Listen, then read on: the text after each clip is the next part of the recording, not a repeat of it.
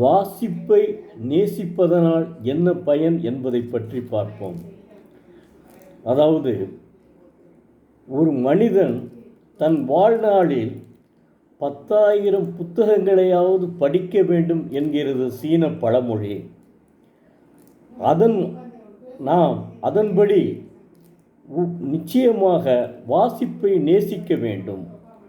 அப்படி நேசித்தால் நம்முடைய வாழ்க்கை வளமுடன் இருக்கும். நம்முடைய வாழ்வில் நம்முடைய வாழ்வில் பயனுள்ளதை வாசிக்க வேண்டும். அதாவது நம்முடைய குழந்தைகள் இருக்காங்கள்ல, அவங்களுக்கு வளரும் பருவத்திலேயே வாசிப்பை கற்றுக் கொடுக்க வேண்டும்.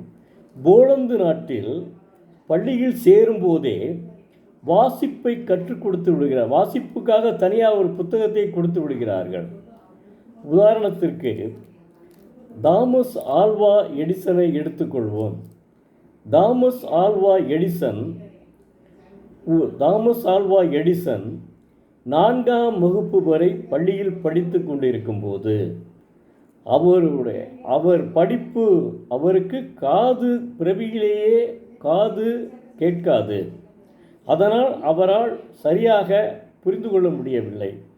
அதனால் அவர்களுடைய அம்மாவை அழைத்து வந்து, இவரை கூட்டி போயிருங்கள், இவர் எங்கள் பள்ளிக்கூடத்தில் சரியாக படிக்க மாட்டார், மற்றவர்களையும் கெடுத்து விடுவார் என்று சொல்லி அவரை அழைத்து வந்து விடுகிறார் அவங்க அம்மா. ஒரு ஆசிரியை என்பதால் அவருக்கு சொல்லிக் கொடுக்கிறார், வாசிப்பை கற்றுக் கொடுக்கிறார். அதனால் தாமஸ் ஆல்வா எடிசன் தினந்தோறும் நூலகத்திற்கு சென்று அறிவியல் சார்ந்த நூல்களை படிக்கிறார். அப்படி படிக்கும்போது அவருக்கு ஒரு எண்ணம் ஏற்படுகிறது, நாம் நிச்சயமாக நல்ல ஏதாவது ஒரு கண்டுபிடிப்பை கண்டுபிடிக்க வேண்டும் என்ற ஒரு எண்ணத்தில் ஈடுபட்டு ஒரு ஆராய்ச்சி கூடத்தை நிறுவினார். அதாவது மின்சார பல்பை கண்டுபிடிக்க வேண்டும் என்ற ஒரு நோக்கத்துடன் ஒரு ஆராய்ச்சி கூடத்தையே நிறுவினார். அந்த ஆராய்ச்சி கூடம் முழுமையாக எரிந்துவிட்டது. ஆனாலும் அவர் அதை பற்றி கவலைப்படவே இல்லை. ஆராய்ச்சி கூடம் முழுமையாக எரிந்த போதிலும் அவர் மீண்டும் அந்த ஆராய்ச்சி கூடத்தை அமைத்து அந்த மின்சார பல்பை கண்டுபிடித்தார். முதலில் தாமிர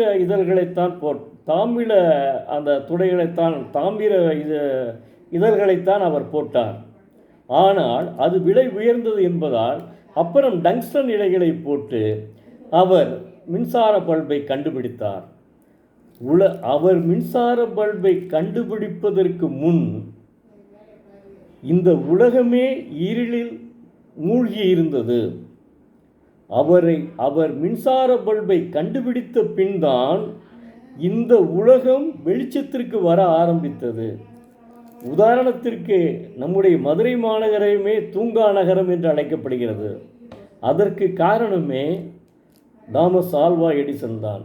அவர் மின்சார பல்பை கண்டுபிடித்ததனால்தான் நாம் எல்லாரும் இன்று இரவில் வெளிச்சத்துடன் இருக்கிறோம். அப்படி மனிதன் ஓரளவுக்கு வாசிப்பை நிறைய கற்றுக்கொள்ள வேண்டுங்க. தினமும் எவ்வளவு நூல்களை படிக்கிறோம் என்று தமிழ் அறிஞர்கள் எழுதிய புத்தகத்தை நாம் படிக்க வேண்டும். நான் சொல்லுகிறேன், நம் தமிழ் அறிஞர்கள் எழுதிய புத்தகங்களை நாம் படிக்க வேண்டும். அப்படி படித்தால்தான் நாம் வாழ்க்கையில் முன்னேற முடியும். அதாவது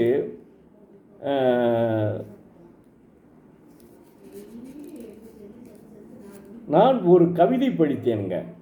அந்த கவிதையிலே, உதிர்ந்த பூக்களை கண்டு கண்ணீர் விடாதே, மலர்ந்த பூக்களுக்கு தண்ணீர் விடு, முடிந்த பிரச்சனைகளை கண்டு வருந்தாதே, எதிர்கொள்ளும் வரும் பிரச்சனைகளை துணிச்சலோடு எதிர்கொள்.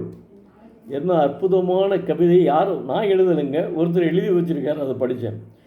அந்த கவிதையை படித்த உடனேயே எல்லாருக்குமே நிச்சயமாக நாம் எல்லாரும் துணிவுடன் இருக்க வேண்டும். எதையும் நாம் எதற்கும் அஞ்சக்கூடாது. வரக்கூடிய பிரச்சனைகளை துணிவோடு எதிர்கொள்ள வேண்டும் என்ற ஒரு எண்ணம் ஏற்படும். இன்னும் ஒன்று, வாசிப்பினால் நான் ஒரு 10 வருடங்களுக்கு முன்பு நரம்பியல் மருத்துவர்களுடைய மாநாடு நடந்தது மதுரையிலே. அதிலே நரம்பியல் மருத்துவர்களுடைய முக்கியமானவர் ஒருவர் பேசினார். அந்த பேச்சில் மனிதனுக்கு 60 வயது ஆகும்போது மூளை சுருங்கக்கூடும். அப்படி மூளை சுருங்கினால் மறதி நோய் ஏற்படும். அந்த மறதி நோய் ஏற்படாமல் இருக்க தினமும் ஏதாவது நூல்களை வாசித்து கொண்டே இருக்க வேண்டும். அப்படி நூல்களை வாசித்து கொண்டே இருந்தால் நிச்சயமாக அவருடைய வாழ்க்கையிலே அந்த மறதி நோயே ஏற்படாது. மூளை சுருங்கிய மூளை வளர்ச்சி அடையும் என்று அவர் பேசியிருக்கிறார். இது அப்படி இல்லை என்றால் மருத்துவரிடம் சென்று நீங்கள் ஞாபக மறதி நோய்க்கு மருந்து சாப்பிட வேண்டிய சூழ்நிலை ஏற்படும். அதனால் அனைவருமே என்னுடைய 60 வயதிற்கு மேற்பட்ட எல்லாருமே வாசிப்பை நேசியுங்கள். அப்படி வாசிப்பை நேசித்தால் நிச்சயமாக நம் வாழ்க்கை வளமாக அமையும்.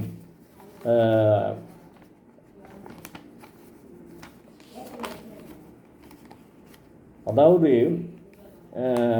ஒருவர்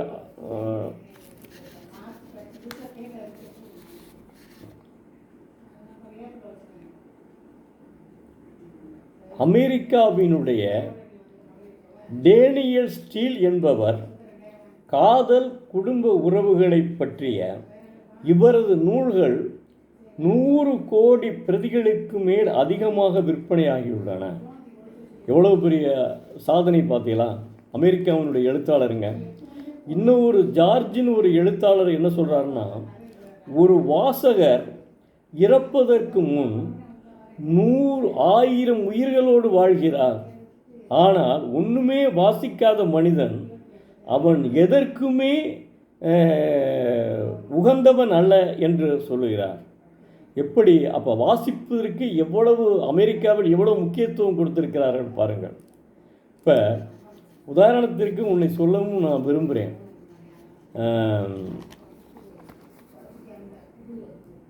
சரி, அதை நாம் பின்னாடி பேசிக்கொள்வோம்.